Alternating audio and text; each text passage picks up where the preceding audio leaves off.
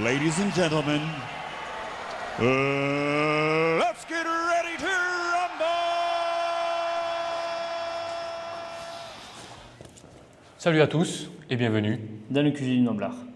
Aujourd'hui Vincent, on s'en décapsule une, Voilà, tranquillement. tranquille. Pas d'alcool, c'est mauvais pour la santé. Hein. Voilà. Il n'y a que des sportifs ici. Juste de l'urine, puisque vous aurez sûrement vu notre précédente vidéo. Voilà. Tout à fait. On a été Tout à fait, convaincus. tout à fait. C'est ça.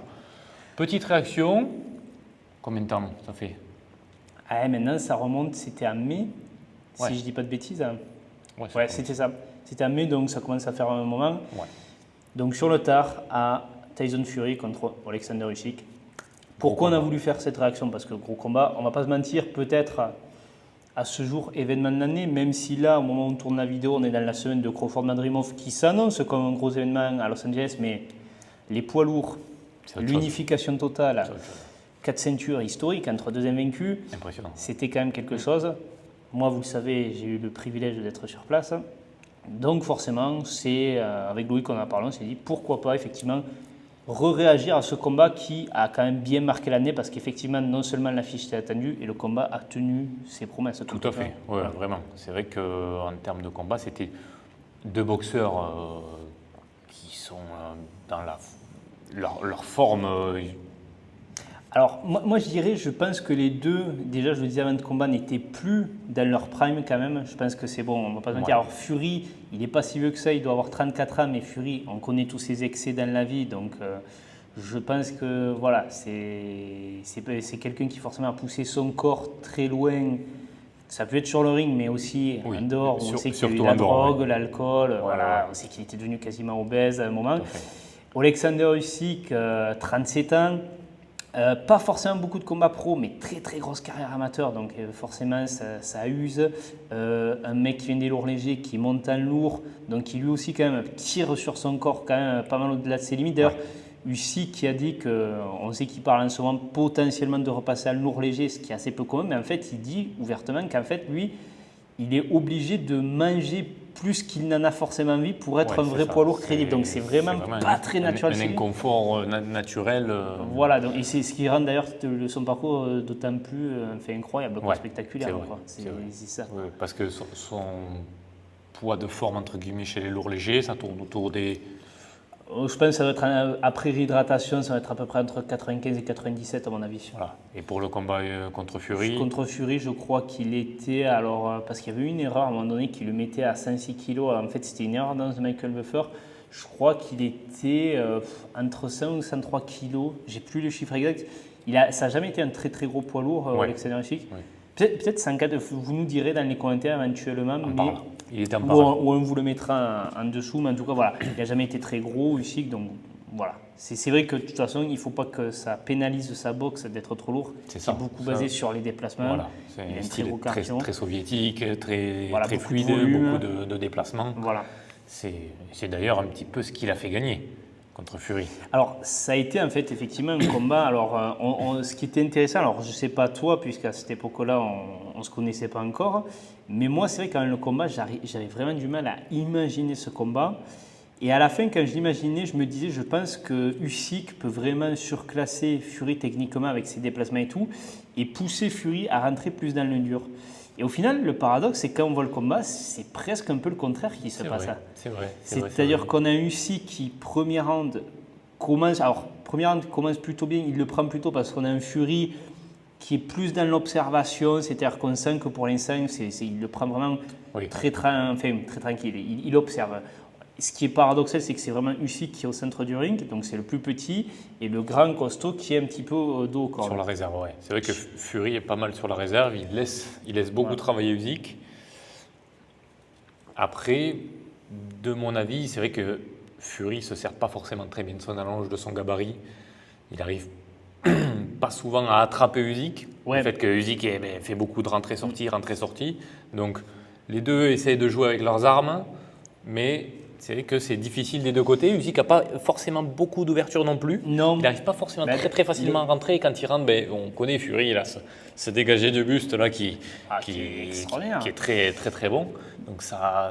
Ben, les 3 premières sont vraiment assez équilibrées et difficiles à scorer. Ouais. Au début du deuxième Usyk, alors c'est un moment qu'après j'ai repensé rétrospectivement, c'est vrai que moi ça m'avait frappé sur place, c'est qu'il fonce sur Fury et l'attaque avec une bonne gauche. Et tu vois que Fury part un peu dans les cordes et je me suis dit, quand même, Usyk arrive à bouger un peu Ouais, Fury. il arrive à toucher. Ouais. Et puis surtout à avoir de l'impact, quoi. Et puis effectivement, petit à petit, on voit que Fury se met à trouver son rythme, se met à embrouiller Usyk, c'est-à-dire que changement de garde constamment, il se sert de son allonge, sans arrêt aussi, ça il va se mettre à le faire quand il prend l'ascendant à partir du 4e, tu sais, dévier les attaques d'Usyk avec le bras avant, c'est-à-dire qu'ouvertement il le dévie, comme ça il le balaye. Ça prend beaucoup d'énergie. Ça prend beaucoup d'énergie. Et c'est vrai qu'il ne fait pas. Moi, j'étais agréablement surpris parce qu'on avait peur aussi de ça, que Fury vraiment pourrisse le combat, l'accroche et tout. Alors, comme tu dis, Usyk n'y a pas forcément laissé la possibilité de trop le faire. Mais au début, il boxe beaucoup Fury. Et puis, il commence, je crois que c'est à partir du 5e, vraiment un travail de sape où il se met à aller au corps. Ouais. Alors, tu sais qu'on avait beaucoup dit que la faiblesse d'Usyk était au corps. Moi, je me souviens que dans l'arène, il y avait tous les amis qui gueulaient « Vas-y, va au corps, va au corps, va au corps ».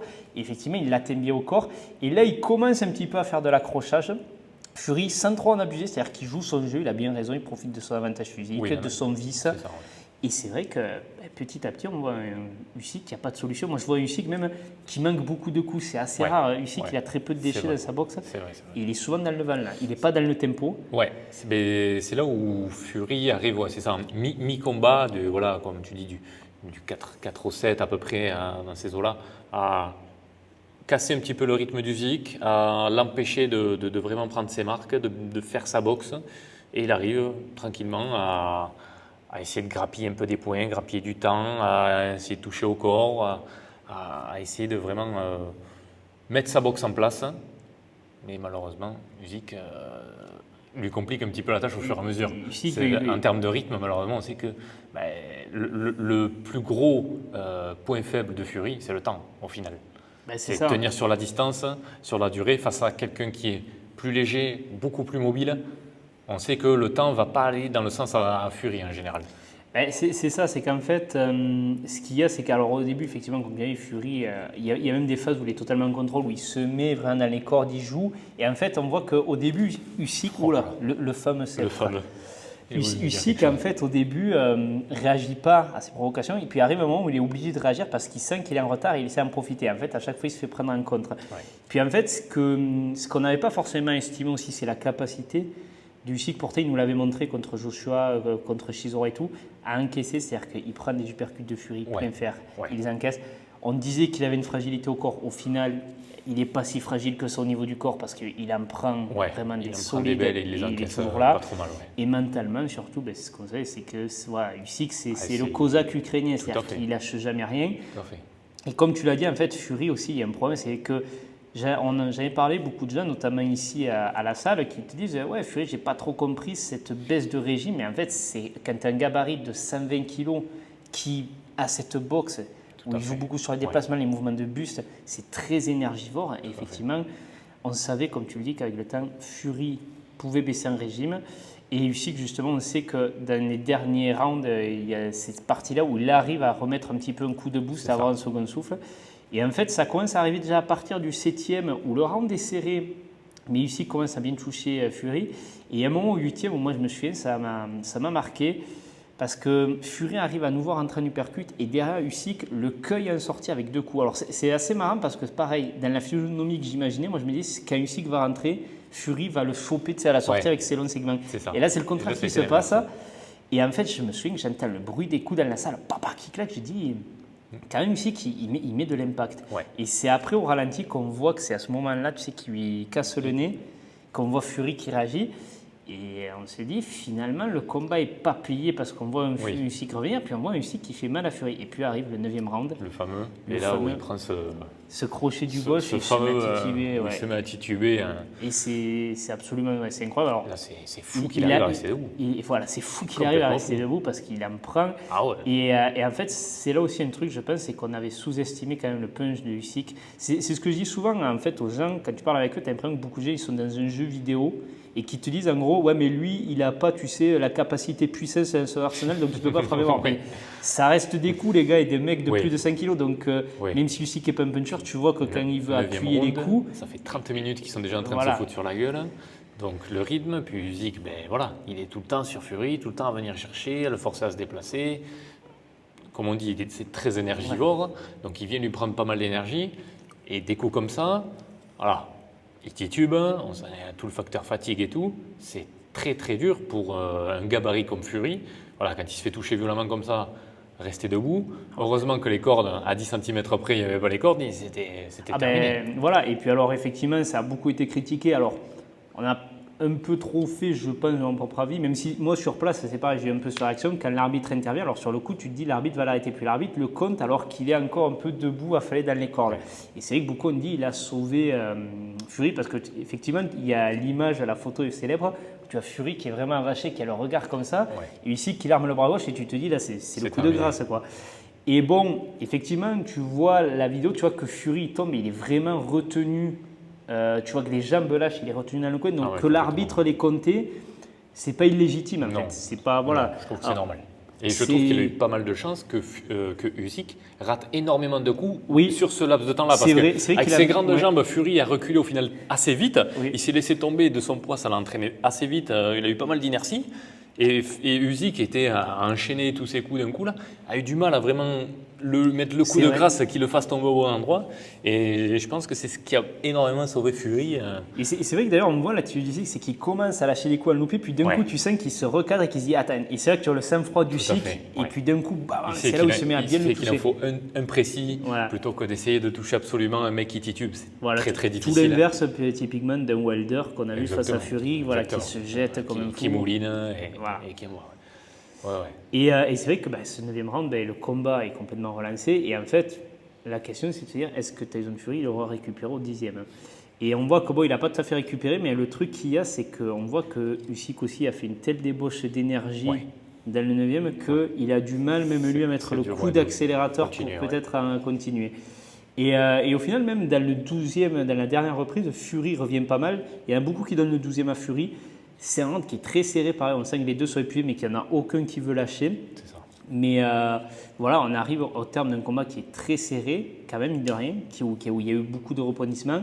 Mais c'est vrai que d'entrée de jeu, moi je sais que je vois le truc parce que je me dis, en fait, en étant sur place, comme j'avais dit dans notre vidéo, tu sais, tout autour de l'aréna, tous les marchands et tout, c'était beaucoup les goodies de Tyson Fury. Tu n'avais rien quasiment d'Usyk. Fury, tu avais les gants, tu avais les t-shirts, tu avais des peluches de Tyson Fury. Je me suis dit, en fait, toute cette soirée, c'est l'événement de Fury. Tu vois, tu as les chants anglais et tout. Je me suis dit, à mon avis, s'il y a des décision serrée, ça peut pencher un peu plus du côté Fury. Et là, en fait, je m'imaginais déjà, j'ai dit, attends, après ce qui s'est passé au 9e où l'arbitre intervient, si Fury gagne, ça va être une polémique. Ça aurait été dur pour Usyk. Ça aurait été dur. Et alors, moi, en plus, je scorais les rounds sur mon portable et moi, j'avais Usyk vainqueur, donc du coup, à 115-112. Et je me souviens qu'il y avait un Anglais à côté de moi qui était pro-Usyk, ça c'est assez marrant, qui me disait t'as combien et tout. J'ai dit moi j'ai Usyk, et même lui il me dit non mais c'est sûr ils vont le donner à Fury. Et puis décision partagée et au final c'est Usyk qui gagne. Et je pense que voilà c'est mérité. C'est pas volé. C'est pas du tout volé. Je suis d'accord. Vu le narratif du combat. Ça a été. Il n'aurait pas fallu beaucoup. Voilà, je pense que ça se jouait à 1 ou 2 rounds où Usyk aurait mis un peu moins d'intensité, où ça aurait un peu plus noyé la chose. Mais là, Usyk, du début à la fin, il a toujours respecté sa stratégie, toujours essayé d'être offensif, de venir chercher, de venir casser la distance. Ce fameux 9e round. Où il prend d'ailleurs 2 points, puisque Fury ne tombe pas officiellement au tapis, mais il est compté, donc c'est un knockdown. Donc forcément, ça fait un round à 18 pour Usyk aussi. Donc ça crée un petit écart à la fin. C'est-à-dire que même si tu arrives sur un combat très serré, 6 rounds à 6 rounds, il y a ce knockdown qui va donner à Usyk l'avantage. Donc pour moi, non, la victoire d'Usyk est logique. D'ailleurs, ça n'a pas été contesté. Moi, je me souviens que je me disais, est-ce que les Anglais ils vont surréagir dans la salle? Et moi, je n'aime pas le choix. La réaction des Anglais, c'était frappant parce que la majorité, c'était les Anglais pro-Fury. Ils se sont tous levés à la décision, ils sont partis en silence. Ils savaient. Donc, ils n'ont pas spécialement protesté. Ils n'ont pas contesté. On a les boules, mais encore une fois, Usyk, parce que Usyk, c'est vrai qu'il a fait beaucoup de mal aux Anglais. Entre Fury, Joshua, Tony Bellew, Daniel Dubois, Derek Chisora, il les prend un à un, c'est terrible. C'est clair. Écoutez, dites-nous en commentaire ce que vous avez pensé de ce combat. si peut-être vous avez des choses à ajouter, des avis divergents du nôtre. Pour ce qui suit, nous, on se retrouve dans une prochaine vidéo. On se dit à bientôt. On s'abonne, on like, on commente, tout le bazar. Partage, voilà. On se dit à bientôt. Ciao. Salut à tous.